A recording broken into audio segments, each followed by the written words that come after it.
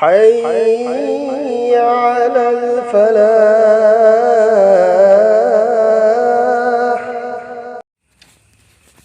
بسم الله الرحمن الرحيم.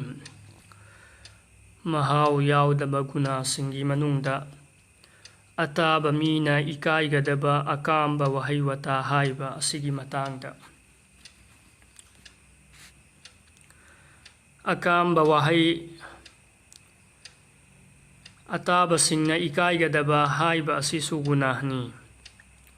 Karigumba hairiba aduna thaudoka chanaba asingba oirabadi akamba haibagi guna ama aduga aranba oirabadi mibu maran sibagi amaga punna ani phangani.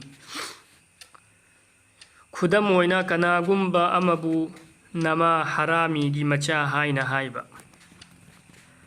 Hadis talai musalman amabu fattaba akamba wa haiba se fasiqni haibadi gunahgarni. Aduga makhoiga lantheng naba asina kafir gi thabakni. Bukhari Muslim. Hazrat Jabir bin Sulaim raziyallahu anhuna musalman olakpada Huzur sallallahu alayhi wasallam na mangondagi wareb khara lauki. Ahanba kanagumba amada fattaba wahai ganu. Jabir nahai alhamdulillah aina wareb asibu pura tauki. Masigi matungda kanagumba mi natraga sasan amada aina akamba wa haikide. Ani suba neki gi thabak amabu apikpa oirabasu hanthana khallaga thadokanu.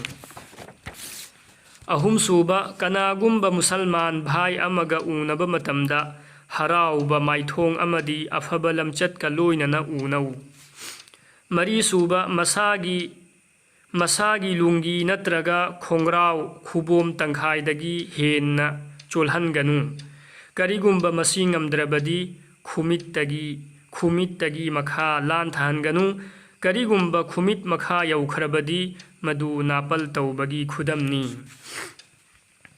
Manga suba kanagumba amana nangonda leiba asoiba ama phongdorai.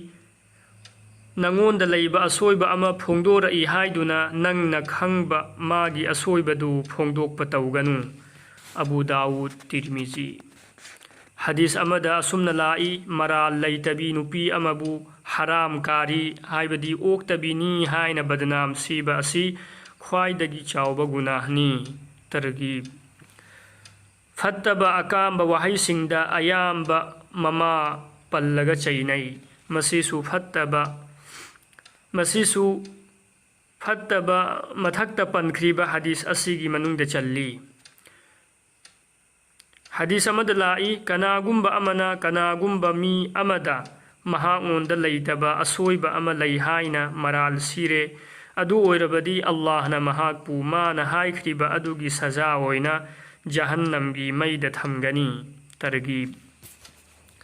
Hadis amada lai kanagumba amana masagi minaida zinagi badnam pire dunyada badnam taubagi saza phangkhidaba oirabasu Qiyamat ki numitta mahakpu badnam taurambagi saza pigani. Bukhari Muslim Targhib.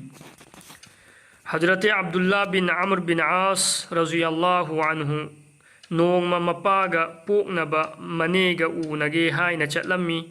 Manena minai nupida chak pura'u haina hairammi. Minai nupi aduna chak khara tapna purakpada mahakna zaniya haibadi oktabi khara thuna purakpa yadra haina haiki. Amr bin Asna haibirammi nahakna achauba wa ama haikhare mahak zina kari haibasi nang khanglabra. Mahak zina kari ni haibasi nang khanglabra. Manena khumki Allah gi qasam mahak zina kari ni haiba khangde aina masi saubadagi haikhibani. Amr bin As radiyallahu ta'ala anhu nahai Rasulullah sallallahu alayhi wasallam dagi aina tahawi kanagumba nupa natraga nupina masagi minai nupibu zaniya oktabi haina kauba taragadi mahag zaniyani haibasu khangde qiyamatki numitta minai nupi aduna dunyada badnam tawrambagi saza oina phugani. Hakim Targhib.